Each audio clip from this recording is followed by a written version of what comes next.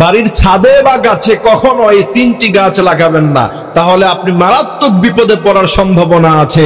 এবং জিন জাতি সবচাইতে বেশি এই গাছগুলির মধ্যে বসে এবং সেখান থেকে আপনাকে আক্রমণ করতে পারে। এই জিনকে আপনাকে বিশ্বাস করতে হবে। মডার্ন সোসাইটিতে এসে অনেকে বিজ্ঞানের কথায় জিনকে অস্বীকার করে। মনে রাখতে হবে, জিনের কথা স্বয়ং আল্লাহ পাক কোরআন আল কারীমের মধ্যে বলেছেন, ওমা খালাকতুল জিন্না ওয়াল ইনসা ইল্লা লিয়াবুদুন। এরপরে জিনের কথা এসেছে কোরআন আল কারীমের আরেক জায়গায়, কুল উহিয়া ইলাইয়া আন্নাহু ইসতামাআ নাফারুম মিনাল জিন্নি ফাকালু ইন্না সামি'না কুরআনান আজাবা।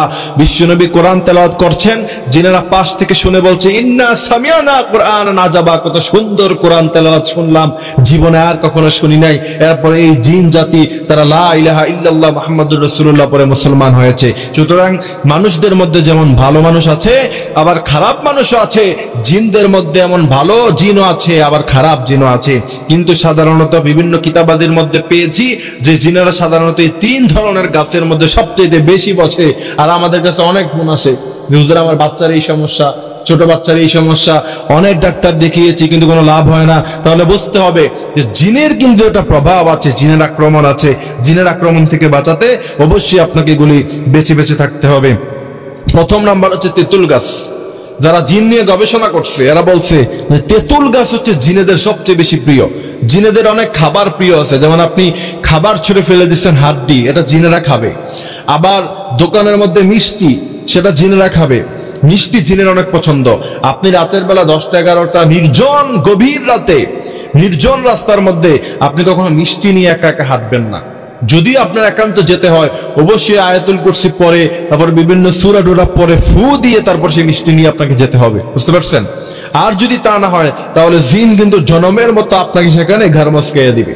এর জন্য অবশ্যই প্রিয় ভাইরা আমার, এগুলি খেয়াল রাখতে হবে। প্রথম নাম্বার হচ্ছে যারা জিন বিশেষজ্ঞ, জিন নিয়ে যারা গবেষণা করছে তারা বলছে যে তেঁতুল গাছের মধ্যে জিন সবচেয়ে বেশি বসে। দ্বিতীয় নাম্বার হচ্ছে বট গাছ। বাসার ছাদে ছোট ছোট তেঁতুল গাছ লাগায় অনেকে, এটা করবেন না। মাগরিবের পরে ছোট বাচ্চারা আপনার ছাদের উপরে ওঠে, সেখান থেকে আক্রমণ হতে পারে, জিন কেন্দ্রিক আক্রমণ হতে পারে। দ্বিতীয় নাম্বার হচ্ছে ঘরের পাশেই বিশাল বড় বট গাছ লাগানোর কোনো প্রয়োজন নাই। বট গাছ থাকবে রাস্তার পাশে, জঙ্গলে, সেখানে বট গাছ থাকবে। এই সমস্ত বট গাছগুলির মধ্যে জিন বসার সম্ভাবনা বেশি। তৃতীয় নাম্বার হচ্ছে তাল গাছ। এগুলি বাসার পাশে প্রয়োজন নাই, দূরে কোথাও লাগান, ঘরের আঙ্গিনার বাহিরে লাগান। আপনি ঘরের পাশে আপনি আম গাছ লাগাতে পারেন, তারপর হচ্ছে আপনি পেয়ারা গাছ লাগাতে পারেন, আঙ্গুর ফলের গাছ লাগাতে পারেন, কমলার গাছ লাগাতে পারেন, কোনো সমস্যা নাই। কিন্তু এই জাতীয় গাছগুলি লাগানোর ব্যাপারে অবশ্যই একটু সতর্ক আমাদেরকে থাকতে হবে, যেহেতু সারা দেশে এখন অনেক সমস্যা হচ্ছে। ছোট ছোট ছেলে মেয়েরা, বাচ্চা মেয়েদের অনেক সমস্যা হচ্ছে, কবিরাজ ডাক্তার দেখিয়ে কোনো লাভ হচ্ছে না। সেজন্য তাদেরকে সতর্ক করা এবং এই জিন, দুষ্ট জিন থেকে আল্লাহ পাক আমাদেরকে যেন হেফাজত করে, সেই ব্যাপারে সতর্ক থাকতে হবে।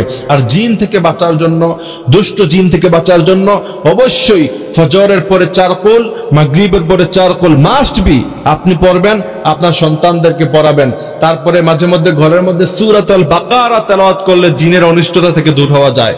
সূরাতুল বাকারা ঘরের মধ্যে প্রায় তেলাওয়াত করবেন।